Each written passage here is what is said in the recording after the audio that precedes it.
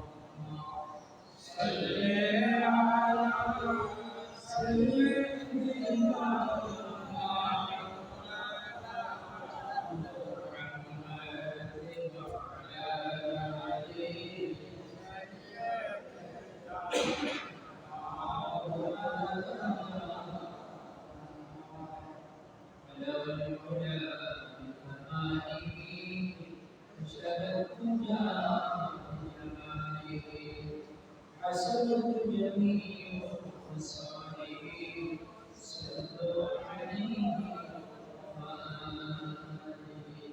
اللهم صل وسلم وبارك عليه شكر شكرا الله سبحانه وتعالى দরবারে যে রব্বুল আলামিন আমাদেরকে আজকে এই পবিত্র শাওয়াল মাসের চতুর্থ জুমার দিন আশান্ত বছরের প্রতি আল্লাহ আমাদের করলেন একবার দিলে পূজা করে একবার চৌষট্টি মাহফিল শিক্ষাকারীরা একবার শুক্র আদায় করে বলে আলহামদুলিল্লাহ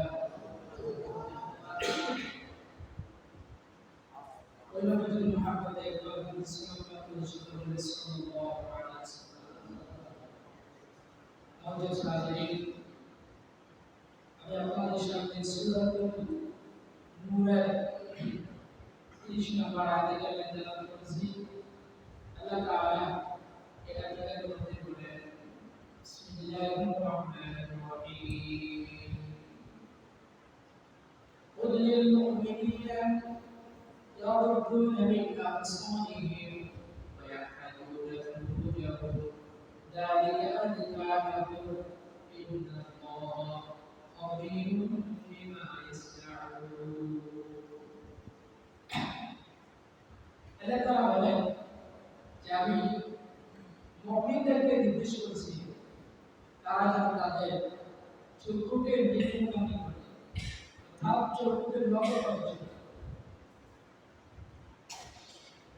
তারপর আল্লাহ তাআলা বলেন ওয়াহদাহু আল্লাহ তাআলা বলেন যালিকা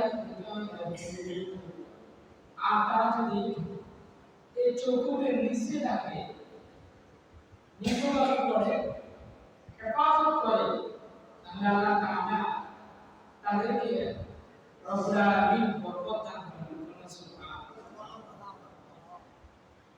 কারণ আল্লাহ তাআলা বলেন ইন্নাল্লাহা খাবীরুম বিমা ইয়াসনাউন মানুষ জানে না চোখে আমরা যেদিকে তাকাই এই চোখের একটা হিসাব হবে চোখে আমার ব্যাপারে বিপক্ষে সাক্ষী দিবে এটা আমরা অনেকে কল্পনা করি আল্লাহ নবী সাল্লাল্লাহু আলাইহি ওয়াসাল্লাম আল্লাহ তাআলা কথা নির্দেশ হলো মুমিনরা যখন চলাচল করে রাস্তাঘাটে বাজারে দোকানে বাড়িতে করে যেখানে উঠা-বসা করবে তারা যেন তাদের চোখকে বিপদগামী করে অর্থাৎ আমরা যখন চলাচল করি তখন নিচের দিকে তাকিয়ে হাঁটতে হবে নিচের দিকে এটা হচ্ছে মুমিনদের বৈশিষ্ট্য আল্লাহ তাআলা বলেন আর যারা মুমিনের গুণগুলো অর্জন করে যারা মুমিনের মতো নিচের দিকে তাকিয়ে হাঁটা চলাচল করে যালিকা আসকালাহু তাদের জন্য রয়েছে আয়াত তাকি সুবহানাল্লাহ তাকি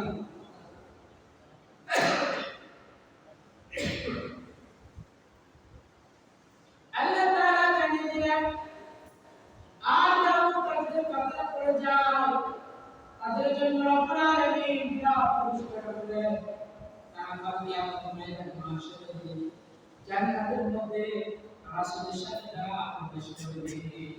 সুবহানাল্লাহ। কারণ এমন কোন মুমিন নেই দুনিয়ার জমিনের মধ্যে যে সে জান্নাত কামনা করে না, এমন কোন মুমিন পাওয়া যাবে যে জান্নাত চায় আছে? সবাই জান্নাত চায়। এজন্য আল্লাহ তাআলা বলেন দুনিয়ার কোন এমন কোন মুমিন পাওয়া যাবে না যে নবীদের সাথে জান্নাতের উপরে গাছে থাকবে।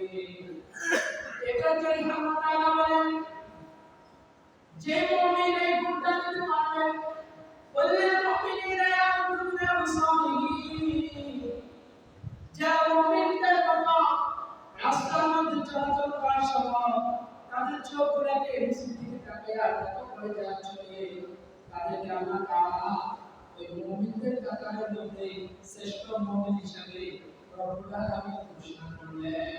সুবহানাল্লাহ।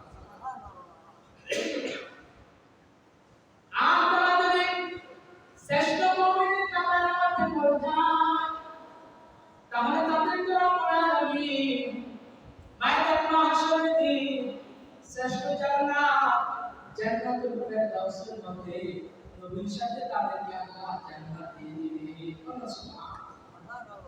এমন কোন মুমিন পাওয়া যাবে না যে মুমিন সে কামনা করে না আমি নবীর সাথে জান্নাতে থাকি। আমরা কি কামনা করি নবীর সাথে জান্নাতে যাইতে? সবাই চায় আমরা নবীর সাথে জান্নাতে থাকি। এতে আল্লাহ তাআলা বলেন প্রত্যেকটা মুমিন মুসলমান কামনা করে আমরা যেন নবীর সাথে জান্নাতে থাকি।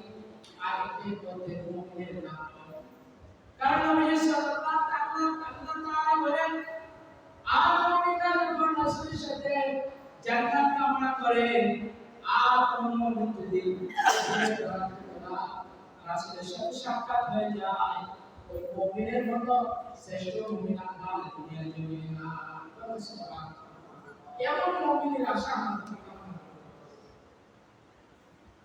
কারণ আল্লাহ তাআলা কেন বলেন মানুষ তো চাইলে আমি উপরে নিচে তাকিয়ে হাঁটতে পারে, কিন্তু আল্লাহ তাআলা কেন শুধু নিচের দিকে নিম্নগামী হয় নত হয়ে কেন চলার জন্য বললেন?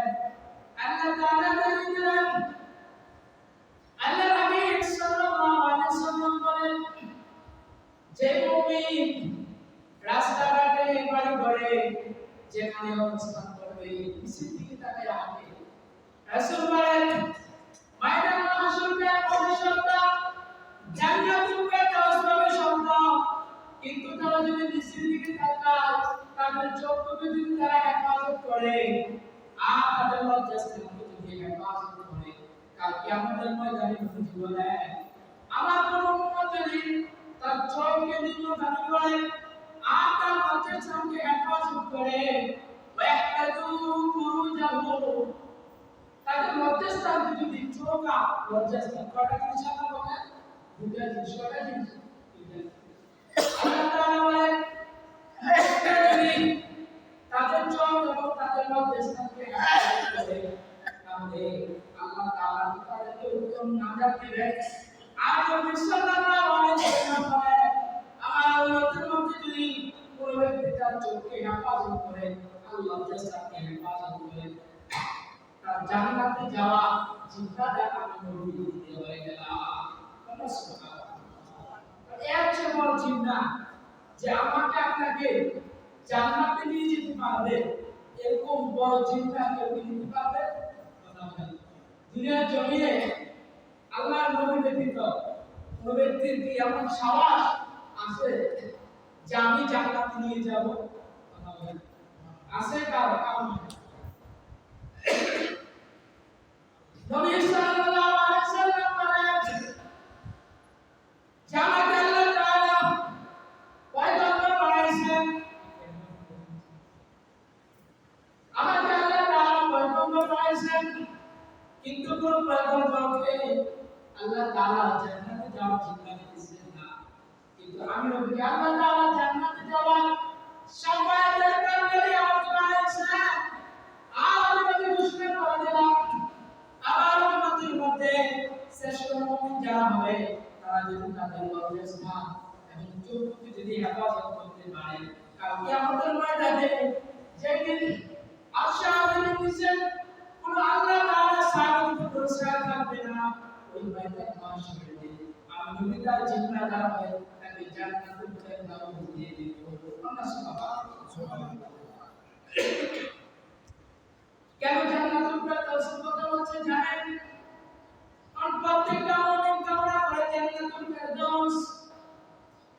আর আল্লাহ তাআলা বলেন চাইলে তুমি জান্নাতুল নাঈম, জান্নাতুল মাওয়া মানুষ কামনা করতে পারতো। নবী সাল্লাল্লাহু আলাইহি সাল্লাম হাদিস কুরসির মধ্যে বলেন কোন জাহান্নামী ব্যক্তি যখন জাহান্নামের মধ্যে নিক্ষেপ করবে, আর নিক্ষেপ করার পর ওই লোকটা যদি মুনাফিক বা কাফির হয়, তাহলে তাকে আল্লাহ তাআলা 40 বছর ওই জাহান্নামের মধ্যে চলতে হবে। কত বছর? 40 বছর। এই 40 বছর পর আল্লাহ তাআলা জান্নাতের ফেরেশতা মালিক করবে, মালিক তাদের ফেরেশতা ওমারে ওই জাহান্নামী কাফেরদের অবস্থা আরো চাকরি বাড়ায় না। এভাবে 40 করে 4 5 40 কত না 200 45 এ 200 বছর 200 বছর জাহান্নামে নিম্ন দেশ থেকে ডাকতে থাকবে, মালিক জান্নাতুল ফেরদাউস আপনার মুমিন বান্দাদেরকে দান করছে, আমাদেরকে জান্নাতুল ফেরদাউস দান করে। 200 বছর ধরে কান্নাকাটি করবে, কিন্তু জান্নাতে এই জাহান্নামের ফেরেশতা মালিক তাদের কোনো কথা শুনবে না। 200 বছর যখন পার হয়ে যাবে, আল্লাহ তাআলা বলবে হাবিব 200 বছর পরে মানুষগুলা আল্লাহ তাআলা জাহান্নামের মুখগুলোকে আবার ঢাল দিবে, বলবে তোমরা কি চাও বলো।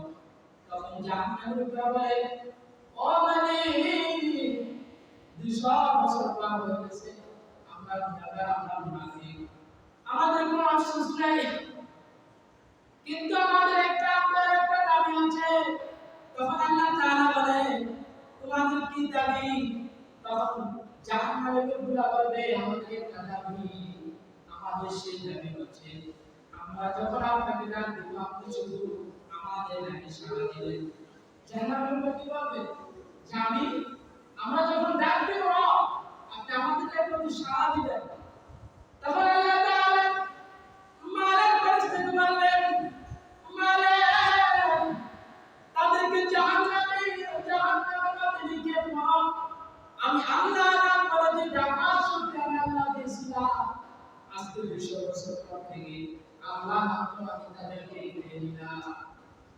তখন তারা আর আল্লাহ বলে রাখতে পারবে না। তখন জাহান্নামের অবস্থা কি হবে জানেন?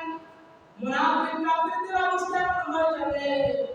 মালিক ফেরেশতা তাদেরকে যখন নিম্ন দেশে যখন তাদেরকে নিক্ষেপ করবে, তারা তখন একটা কুকুরের ন্যায় কেউ করবে, কিসের ন্যায়? কুকুরের ন্যায় কেউ করবে। তখন আল্লাহ তাআলা এমনকি তাদের এমন শাস্তি হয়ে যাবে, আর তারা কুকুরের ন্যায় কেউ করতে পারবে, কিন্তু আপনার আমি তাদের কোনো নাশ হবে না। কিন্তু আল্লাহ তাআলা বলেন তোমাদেরকে আমি আল্লাহ সুযোগ দিয়েছিলাম কুল্লিল মুমিনিনা ইয়াগুদ্দুনা মিন আবসারিহিম, তোমাদেরকে আমি আল্লাহ সুযোগ দিয়েছিলাম তোমরা যখন হায়াতুল জিন্দেগি পেয়েছিলে তোমাদের চোখগুলোকে হেফাজত করার জন্য, তোমরা তো হেফাজত করো না। তখন তারা দাবি করবে ও মালিক আমাদেরকে আরেকবার সুযোগ দেন, আরেকবার যদি সুযোগ দেন তাহলে আমরা ভালো হয়ে আসবো। আল্লাহ তাআলা বলেন তাদেরকে আর কোনো বাবা সুযোগ না, আমার সুযোগ আছে। আল্লাহ তাআলা বলেন ফাদুকু ফালাম নাযীদাকুম ইল্লা আযাবা। আল্লাহ তাআলা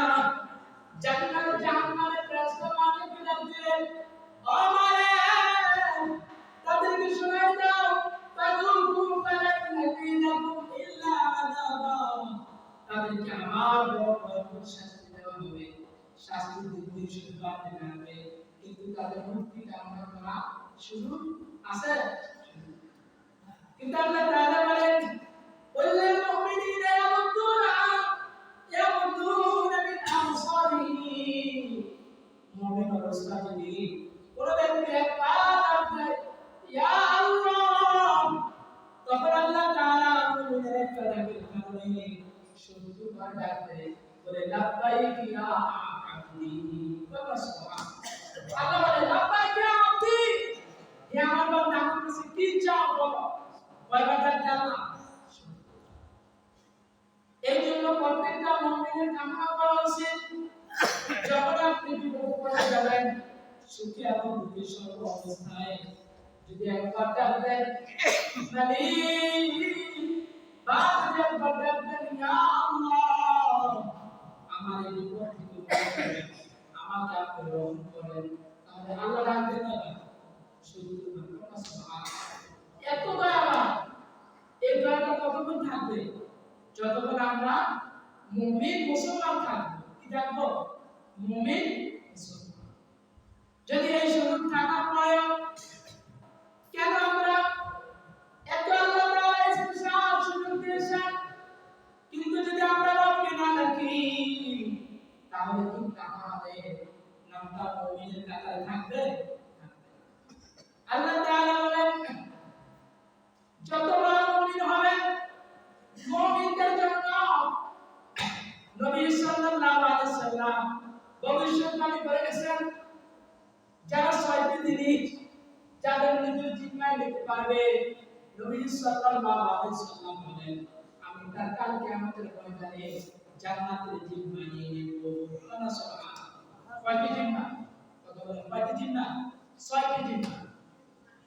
যদি আমরা এখানে যারা আছি সবাই যদি এই কোরআন আয়াতকে বিশ্বাস করি আর বিশ্বাসের সাথে সাথে যদি নবীজির এই 6টি জিম্মা যদি আমরা গ্রহণ করতে পারি, তাহলে আল্লাহ তাআলা বলেন তাহলে আমাদের কাল কিয়ামতের ময়দানে জান্নাতের উচ্চ নাম জান্নাতুল ফেরদাউসের মধ্যে নবীর সাথে আমাদের আল্লাহ জায়গা দিবে। সুবহানাল্লাহ। নবী সাল্লাল্লাহু আলাইহি সাল্লাম বলেন 6টি জিম্মার মধ্যে প্রথম জিম্মা হচ্ছে মুমিনরা যদি কথা বলা অবস্থায় যদি সত্য কথা বলে। কি কথা? কথা বলেন, কথা বলার সময় সত্য কথা বলবে। নবী সাল্লাল্লাহু আলাইহি সাল্লাম যে ব্যক্তি যার জবান থেকে একটা সে যে জবানের জিম্মা যদি দিতে পারে যে আমি যখনই কথা বলবো আমি সত্য কথা বলবো, এবং আমি যখন ওয়াদা করব তখন আমি ওয়াদা রক্ষা করব। কি করব? রক্ষা করব। আর যদি তৃতীয় নাম্বার জিম্মা নবী সাল্লাল্লাহু আলাইহি সাল্লাম বলেন লিল আমানাত, আর কোন ব্যক্তি যদি তার নিজের আমানত যদি সে ঠিক রাখতে পারে, তাহলে নবীজি বলে কাল কিয়ামতের ময়দানে আমি তার জিম্মা নিয়ে তাকে জান্নাতুল ফেরদাউস দিয়ে দিব। আল্লাহ সুবহানাল্লাহ। আজকে আমাদের মধ্যে আমানত নাই, আমানত আছে? অনেক বছর আগে একজন বাদশা ছিলেন, আমাদের নবীজি পরে বাদশা হারুনুর রশিদের সময়ে এমন একটা সময় ছিল, তখন একজন বাদশা ছিলেন, বাদশার পরে তাদের একটা রাজ্য পরিচালনা করা একটা সময় ছিল। দেশটাকে চালাইছেন কে? রাজারা। কারা? পূর্বের রাজারা চালাইছেন না? একজন রাজা ছিলেন, সেই রাজা তার আমের সিজন এখন যে চৈত্র মাস, তারপর বৈশাখ আসবেন, এই বৈশাখ মাস শেষ, জ্যৈষ্ঠ মাস শেষ, আষাঢ় মাস শেষ হয়ে গেল, তখন রাজা সে আম খাওয়ার ইচ্ছা প্রকাশ করছে। কি খাওয়ার ইচ্ছা? আম খাওয়ার। রাজা তার মন্ত্রীকে বলল, ও মন্ত্রী তুমি সকাল পাশে ঘোষণা করে দাও কে আছে আমাকে একটা আম দিতে পারবে। মন্ত্রী বলে এখন তো আমের সিজন নাই, এখন তো কোথাও আম পাওয়া যাবে না। তখন মন্ত্রী চতুর্দিকে খোঁজ দিল, কোথাও আম পায় না। তখন গ্রাম থেকে একজন লোক আসলো, একজন লোক এসে বলল আমার একটা অকালীন সময় একটা আম গাছ ছিল, একটা আম আছে। কি আছে? আম। সে আমটা এনে রাজাকে দিছে।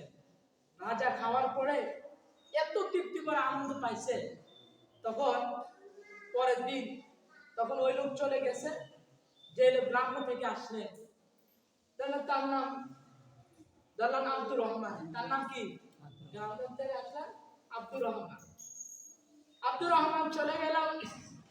তখন তার কি অবস্থা জানেন? রাজা পরবর্তী দিন ঘোষণা করে দিল, তার মন্ত্রীকে ডাক দিল, বলল তুমি আমার যে অর্থমন্ত্রী রয়েছে তাকে গিয়ে বলো 1000 টাকা সে যেন আব্দুর রহমানকে দিয়ে দেয়। কাকে দিয়ে দেয়? আব্দুর রহমানকে কি দিবে? তখন 1000 টাকা দেওয়ার পরে, কারণ আগেকার সময়ে মন্ত্রীদের বেতন কি এখনকার বর্তমান যে সময় এত ছিল, কারণ সর্বোচ্চ 5 টাকা, 2 টাকা, 1 টাকা ছিল, বা অনেকটা আর কম ছিল। সে মন্ত্রী সে এই 1000 টাকা দেখে মন্ত্রীর লোভ আসে গেছে। কি আসছে? লোভ চলে আসছে। তখন রাজা থেকে মন্ত্রী যখন আনলাম, মন্ত্রী এখান থেকে 500 টাকা রেখে দিলেন, আর আছে কত টাকা? 500 টাকা। তখন এই 500 টাকার পরে এই মন্ত্রী তখন জেলা পর্যায়ে যে এমপি থাকে, তখন তার কাছে খুঁজালেন কত টাকা? 500 টাকা। তখন উনি আবার এখান থেকে 250 টাকা রাখেন। কত রাখে? আর বাকি আছে কত? 250 টাকা। দেখেন কোথায় আসছে। তারপরে যখন এমপির পরে মেয়র থাকে, মেয়রের কাছে দেওয়ার পর উনিও আবার 200 টাকা রেখে দিলেন, আর আছে কত টাকা? 50 টাকা। কিন্তু রাজা দিচ্ছেন কত টাকা লোকটাকে? গরিব লোক, সে 1000 টাকা দিচ্ছে। এই 50 টাকা থেকে আস্তে আস্তে এবার যখন ইউনিট পর্যায়ে যখন চলে আসবে, তখন চেয়ারম্যানের কাছে দিচ্ছে। কারণ চেয়ারম্যানের বেতন মাত্র 2 টাকা, কারণ মন্ত্রী বেতনে 5 টাকা, তাহলে চেয়ারম্যান অনেক কম। তখন চেয়ারম্যান চিন্তা করলো এখান থেকে আরো কিছু টাকা রেখে দেয়। তখন চেয়ারম্যান এই 50 টাকা থেকে 30 টাকা রাখতে দিচ্ছে। কত টাকা? 30 টাকা। এই 30 টাকা রাখার পরে পর্যায়ক্রমে যখন আসছে, তখন চেয়ারম্যানের পরে এলাকার কার কাছে আছে? মেম্বার। আর মেম্বারের পয়সা কত টাকা? 20 টাকা। মেম্বার কি করছে জানেন? মেম্বার বলতেছে আমার বেতন এত কম, আমি কি করব? মেম্বার এই টাকা থেকে আরো কিছু টাকা রেখে দিলেন। মেম্বার রাখলেন মাত্র 10 টাকা। বলতেছে আমার বেতন 1 টাকা, এখন আমি এত টাকা সরকার রাজার পক্ষ থেকে আছে, আমি আর কিছু রেখে দেই। তখন মাত্র রইল 10 টাকা। তারপর ওই লোক দেখেন মেম্বারের পরে গ্রামের মধ্যে একটা চৌকিদার থাকে, চৌকিদারকে দেওয়ার পরে বলে, চৌকিদার বলে আমি বছরে পাইলে অনেক সংখ্যা পাই, আবার অনেক সংখ্যা না খেয়ে আমার এভাবে আমি রাজ্য থাকি। তখন চৌকিদার এখান থেকে রাখিয়া দিল অর্ধেক, আর হচ্ছে কত টাকা? তখন এই 5 টাকা কাকে দিলেন? যে গ্রাম্য লোক আব্দুর রহমান, তাকে দিয়ে দিলেন। এই যে অর্থের মধ্যে দুর্নীতি, কথা বলেন কিসের মধ্যে?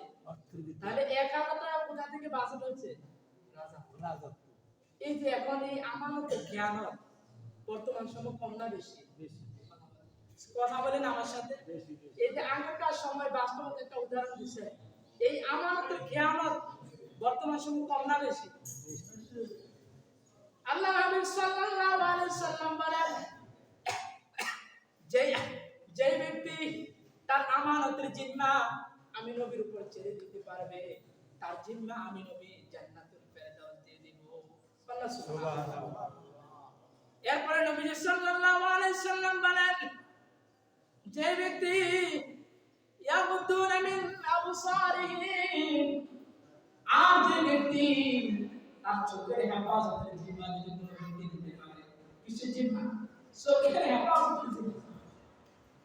এই চোখের হেফাজতের জিম্মা কোন ব্যক্তি যদি রাস্তা চলার পরে চোখের কারণে আবার 5টা গুনাহ হয়। কয়টা গুনাহ?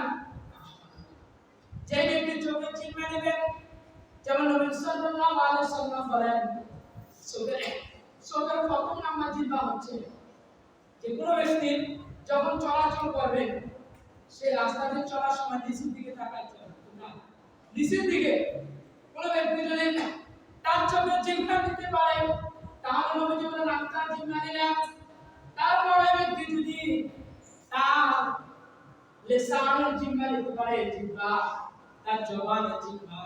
কথা বলার সময় যদি সে কারোর সাথে খারাপ কোনো কথা না বলে, মিথ্যা কোনো কথা না বলে, তাহলে বলবেন তার জিহ্বা দিলা। তারপর নবী বলেন